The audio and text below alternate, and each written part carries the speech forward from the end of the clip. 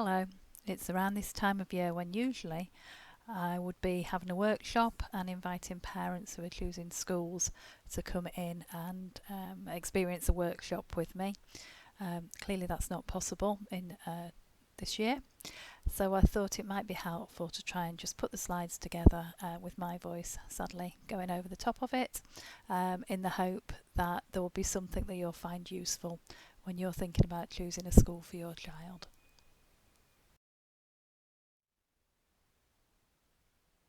So predictably, with all things to do with parenting, there is no easy answer. For most parents, it's just a matter of your child going to the nearest local school.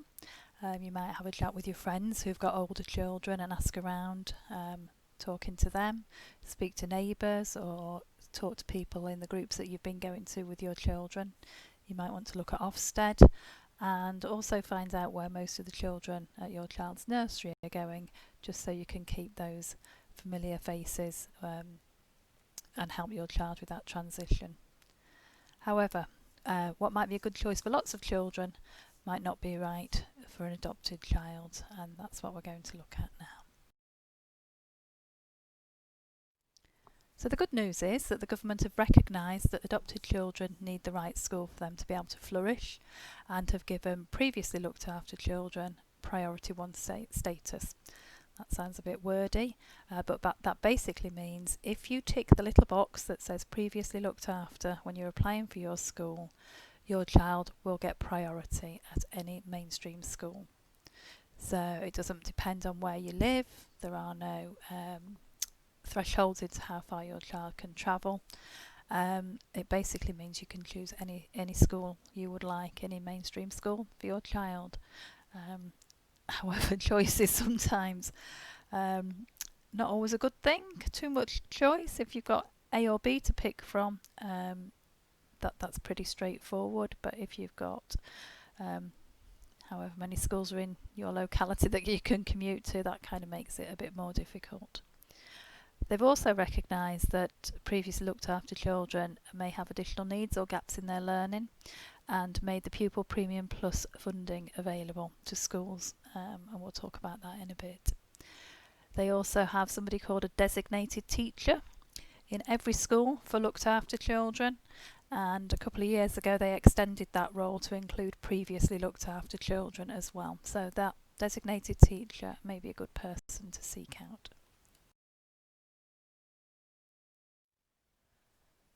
So what is it then that we need to think about when we are looking at schools?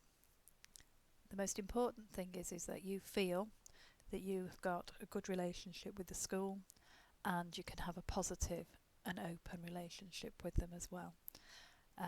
You need to be able to go in and have a look and get a feel, and that gut instinct needs to be with you as well. A school that's got an outstanding rating by Ofsted may be a great school for a lot of children, but they're geared up towards more academic outcomes and may not have a really good pastoral system. They may not have nurture groups. They may not have capacity to offer your child something that you feel your child might need. So it's important that we dig a bit deeper than just looking at the Ofsted results. A school which requires improvement may not be a school that needs improving when supporting vulnerable learners. Ofsted might say that they're brilliant at doing that, but just not getting the academic outcomes. So I guess as a parent, knowing your child best, are they likely to be a child that's going to succeed well academically, or are they a child that's going to need that nurturing environment where they can be accepted for who they are and there's space to listen to children and talk to parents? Often schools who are outstanding do not receive as much additional funding as a school which isn't. So schools often have a lot more funding if they're in deprived areas, and therefore will have more staff around and may be able to offer small groups more often than perhaps a school would that's outstanding. So just bear that in mind when you're going to look around websites or go and visit schools.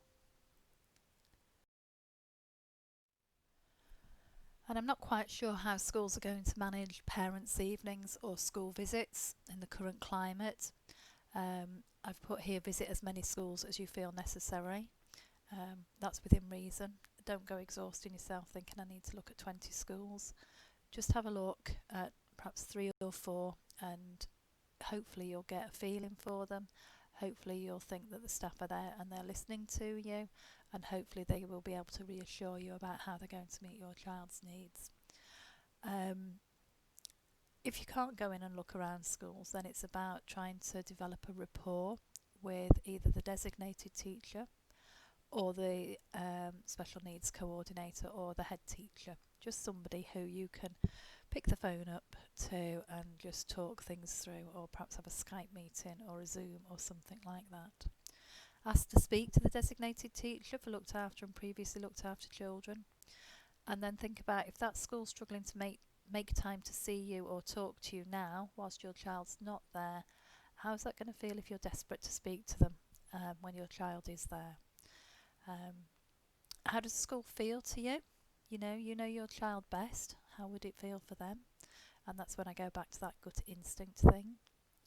You could ask if if the school has ever had other adopted children attend there.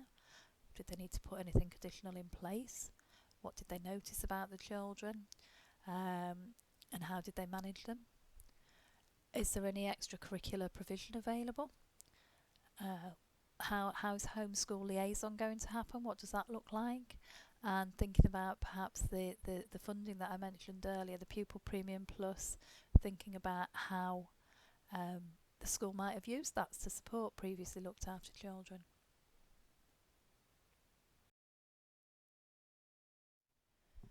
You might want to ask about the behaviour system, and what that's like. Is it shaming? For example, some primary schools will have the sun and the cloud, and that can be really difficult for children that have experienced trauma if they don't quite get to stay on the sunshine and end up on the cloud. How shaming is that? Because the whole of the class will know that they're on the cloud. Think about perhaps language that schools use when they're talking about children's behaviours. If it's quite a shaming tone to it or critical, then perhaps that isn't the right school for your child. And also high schools have different processes and things in place as to how they manage behaviours. So it's important that you have a good understanding about that and what that looks like, and think about your child managing with that if they get things wrong. You might want to ask if they do different planning for children, and if certain children need to be thought of differently and how they manage that. You may want to ask if they've had any attachment or trauma training recently, and if they've changed anything in school to accommodate those children that have experienced those things. And if you really like a school but it's a distance away, think it through and think about how your child will be able to get there. Can they travel independently? Will they have to manage a school bus? Are they a child that will be able to do that? Think about how they're going to establish friendship groups if the school's a long way away, or be able to socialise with their friends. If there's a school bus, then you think your child can manage that, but then there's activities going on after school and the school bus is gone. How are they going to get back? It may cause them to be anxious, it might cause you to be anxious, and you might have to tweak your sort of routines and things like that. And if it's going to put anxiety onto everybody, then perhaps that isn't the right school. As I said before, think about the language that the people use in the school when they're showing you around. Think about how they describe the children. Is there some fondness there? Do they talk about children inclusively, or do they talk about children being naughty? Things like that are all a bit of a warning bell. If they talk about naughty children and this is where the children who can't behave go, that perhaps isn't a nurturing environment. And also think about transitions. So if you've got a child moving from primary to high school, what do transitions look like in that high school? How do they manage those children that need reassurance or extra visits? What are they able to offer that's a bit different? That can Can they sort of personalise that transition planning? And the same in primary schools. If your child's just starting primary school, are they willing to build up slowly, or are they expecting children to just crack on with it? Those things that you might want to be a bit more curious about. And I've just put a little thing there about children having education, health and care plans. So if you've got a child who's already got an education, health and care plan and they're moving on to high school, that will be reviewed either towards the end of year 5 or in year 6, and you will decide on a school together there. The education, health and care plan then gets sent to the school of choice, and they say whether they can meet need or not. So if they can meet need, that's fine. If they can't meet need, then you might have to consider a different school. So for those of you who are choosing a primary school, some things that you might want to think about is whether reception is an extension of your current nursery provision. Quite often reception and nursery are together, and there's a bit of a crossing over between the two. Some children might really benefit from that when they're going into reception, and also having access to the familiar things that they're used to in nursery can be really helpful, and it's not so much of a leap. And then you might want to think about whether a reception child, when they're moving up into year 1, do they still have access to that provision? You might wonder if there is any nurture provision in place. There's things called Nurture, Boxall or Thrive, and they support children emotionally, and if schools have got those in place, then that's a really good thing. They've got an awareness of what children might struggle with, and if they need a little bit of help in certain areas, then those sort of programs are really good at supporting children with those. You might ask about there being any clubs that could help your child feel part of the school. We know that our children really need to feel like they belong. So is there something where they could have a job or belong to a team as they get older, where they could be included? Thinking about what I said earlier, just reiterating that, is the school flexible enough to have a slow transition into full-time school? How they manage changes at the end of an academic year? How do they sort of move children onwards and upwards? Is it just one day where they go and sit with their new teacher, or have they got other things that they can put in place? And then leaping on then 6 years down the line, thinking about how schools prepare children for high school. And that's also a good question to ask. So moving on to high schools, some of this I've said before, but just a bit of a recap. Think about the school's behaviour policy.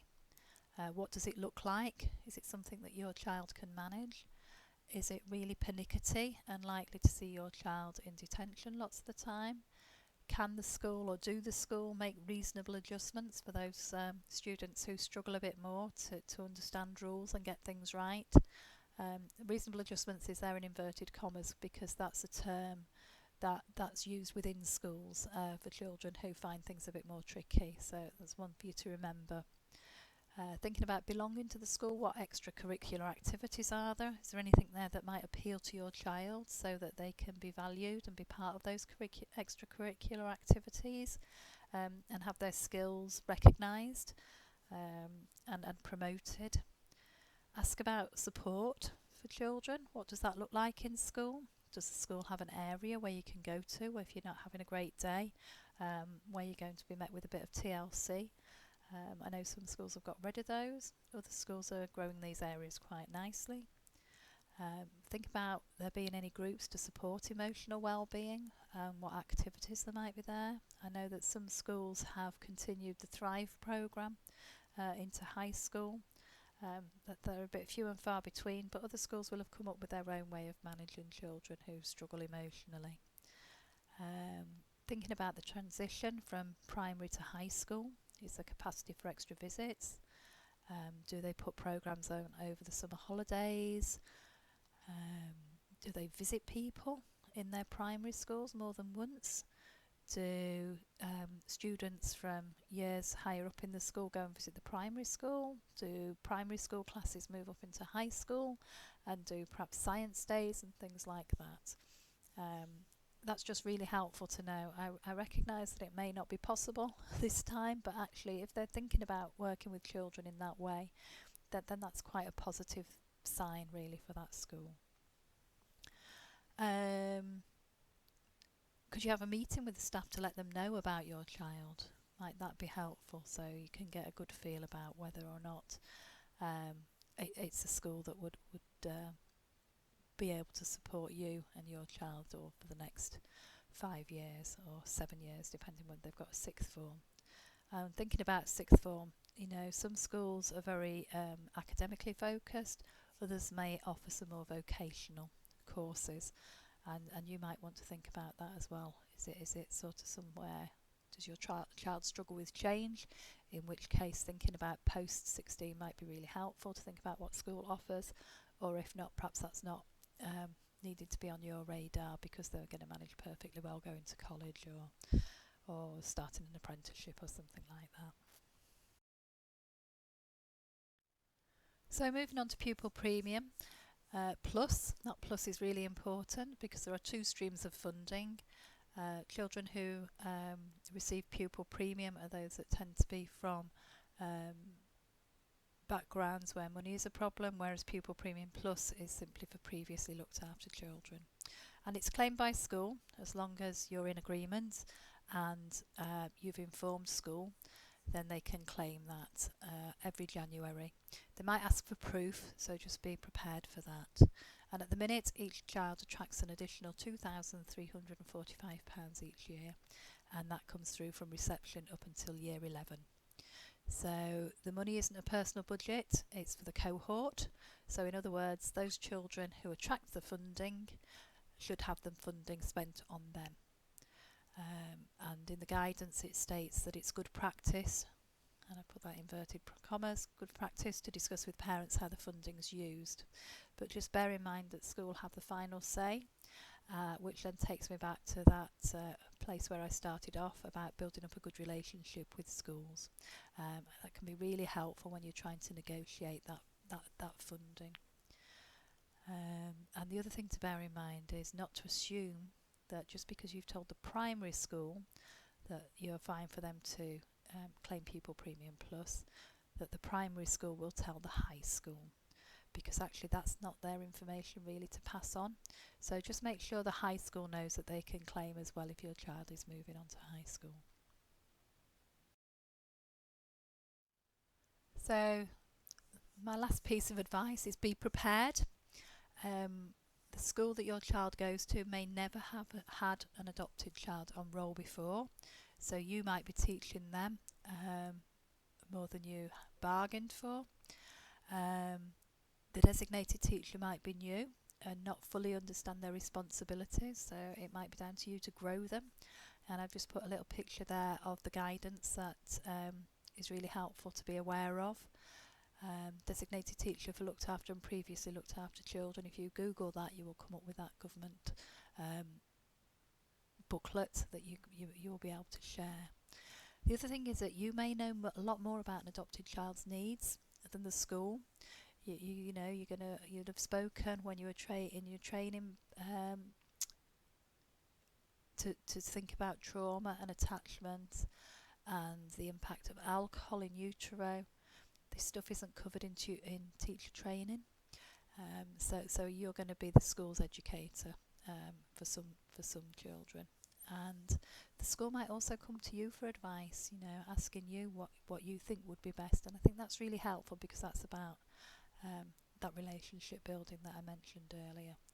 And just there is the link, which isn't terribly helpful, I don't think, given this is being converted to YouTube. So just keep your eye out for something that looks like that little picture that I've put in the right hand side when you're Googling. So if you do have any questions after you've listened to this information, then do get in touch. I'll put my contact details up on the next slide so you can see them. Either give me a ring. If I'm not available, then please leave a message, or email me at the email address that's on the next slide. Just please bear in mind it is only me for the whole of West Yorkshire. and this isn't the only part of my job, but I will get back to you as soon as I possibly can. So I hope you found something helpful within these slides, and as I say, I'm available if you need any help further going forward. Okay, thank you.